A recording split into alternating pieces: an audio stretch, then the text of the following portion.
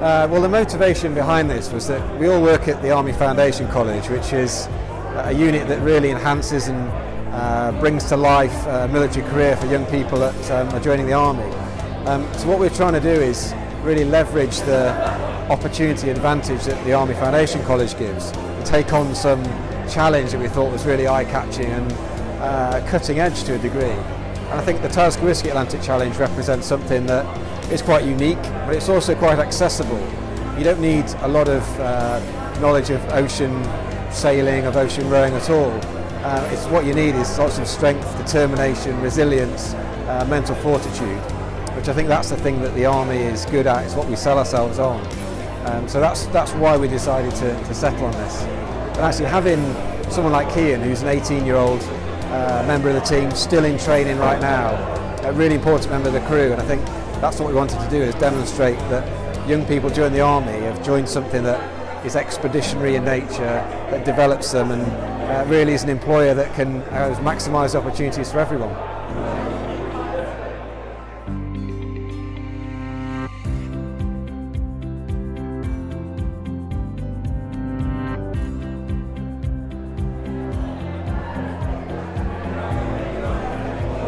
Yeah, sure.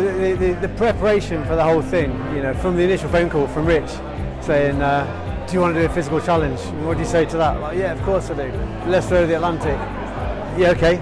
And initially you think that there's a few little bits and pieces to do, but it snowballs so quickly. It takes up, just the general organisation for starters, takes up a good 80% of your day at times.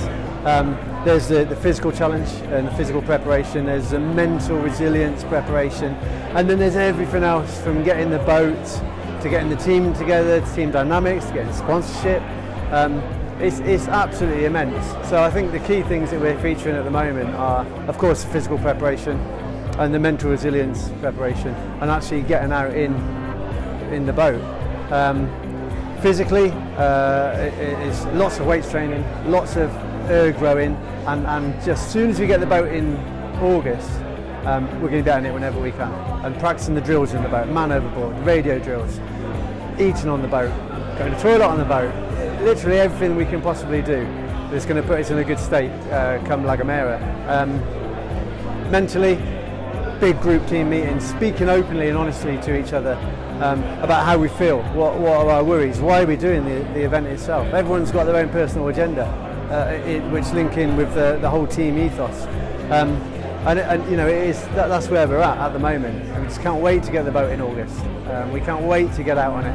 And of course, we can't wait to hit the start line. And actually, it's getting to the stage where it's taking up so much of our day, trying to do our day jobs as well, that let's get on the start line and let's have that first day when we're out to sea and we've got nothing else to worry about apart from the four of us in the boat, looking after each other and getting across to Antigua in good order. And that's where we're at really now.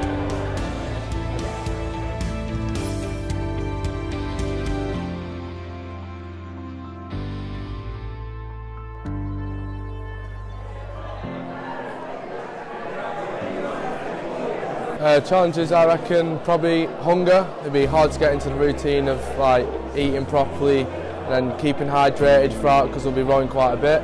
Another one is probably the wildlife around us, getting used to it, the weather. The weather will be a massive one, raining, salt sores all over the hands and obviously the rear. Yeah, there's going to be quite a lot of challenges, obviously seasickness, how we're going to cope with it. It's going to be really mentally hard for us all, like keeping with each other as a team, putting up with each other. Everyone's going to be getting each other's wick. It's going to be a really good challenge for us all, I think. It's going to be, I'm looking forward to it.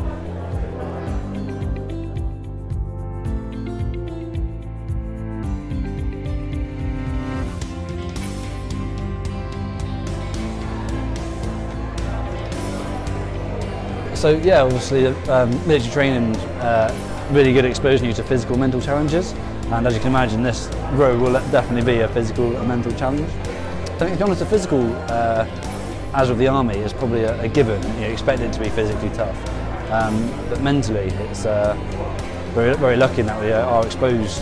I say exposed, but I don't think you ever get comfortable dealing with stressful situations, but at least if you're exposed to it, you're able to recognise the sort of stress picking up and have sort of practice methods, if you like, to deal with those. Things like lack of sleep and knowing how you operate when you haven't had much sleep, and still know that you've still got a job to do or a boat to row when you are tired is a very useful and transferable skill for sure. I'm also an army diver, which is quite useful, so I think I've been made tribute by the rest of the guys, so every week we've got to go underneath the boat and clean it. I think that might be me, so yeah, another skill which is will be useful for this.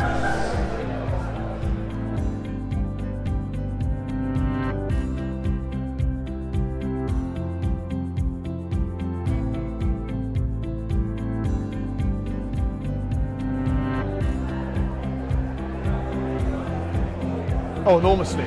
So, first and foremost, it's a competition. Not only competitive in terms of survival against the ocean, but competitive against other teams who are racing against us. In order to be competitive, we need to be well funded, get the best kit, such as the R45 behind us, and the kit we'll be eating, sleeping in, and surviving with.